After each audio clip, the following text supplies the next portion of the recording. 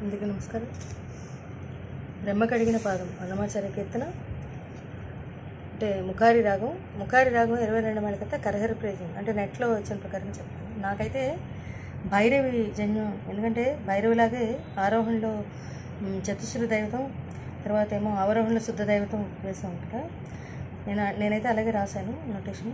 సరిమప నీదశ షడ్జమం చతుశ్రీ దర్శనం శుద్ధ మధ్యమం పంచమం కాశీ నిషాదం చతుశ్రీ దైవతం దారస శనిదప మగరిస తారస షడ్జమం కాశీ నిషాదం శుద్ధ దైవతం పంచమం మగరిస శుద్ధ మధ్యమం సాధారణ గంధారం చతుశ్రీ దర్శనం షడ్జమం.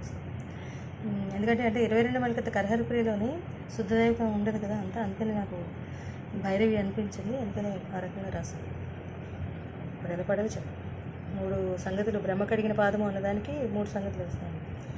బ్రహ్మ కడిగిన సనిద సరే రే పాదము రే రే గరిస సత సరే రే బ్రహ్మ కడిగిన రే గరిగ స పాదము సనిదత బ్రహ్మ కడిగిన సరే రే పాతప కడిగిన సరే రే పాతప మగరే రే రే గస పాదము బ్రహ్మము తానేని రే మమ పాతప పాదమ పదప మూ మపదప మగరి గస మూ బ్రహ్మ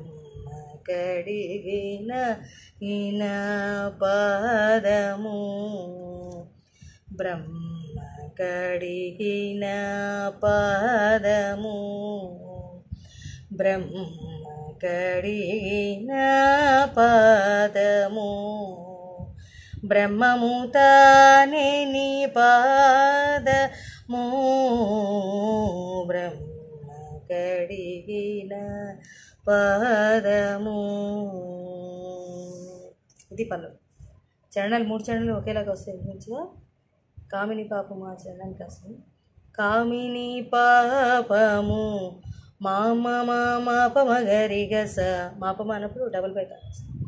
కడిగిన పాదము రే రే మమ పాతవ పాము తల నిడిన రే మ పద ద పాదము పదస దప ప్రేమకు శ్రీ సతి పదవ స పిసికిడి పాదము సరిగరి సాని దప ప్రేమకు శ్రీ సతి పదవ సరి.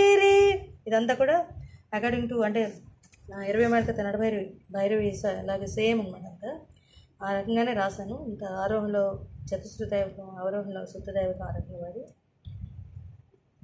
పామిడి తూరగపు రే రే సదాప పంచమ నుంచి వెళ్తే బాగుంది. పాద మపదాప మూ మమ రే గస మూ బ్రహ్మ కడిగిన పాదము ఆ రకంగా వస్తుంది. కామిని పాపము కడిగిన పాదము పాము తల నిడిన పాదము ప్రేమకు శ్రీ సతి పిసికిడి పాదము ప్రేమకు శ్రీ సతి పిసికిడి పాదము పామిడి తూరగపు పాద మూ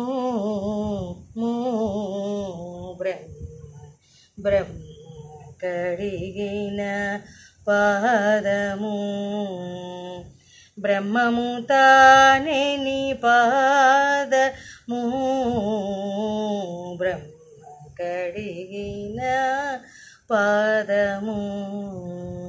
అరే చాలా బాగుంటుందండి, చాలా మంచి రాగం ముఖారి రాగం. Thank you.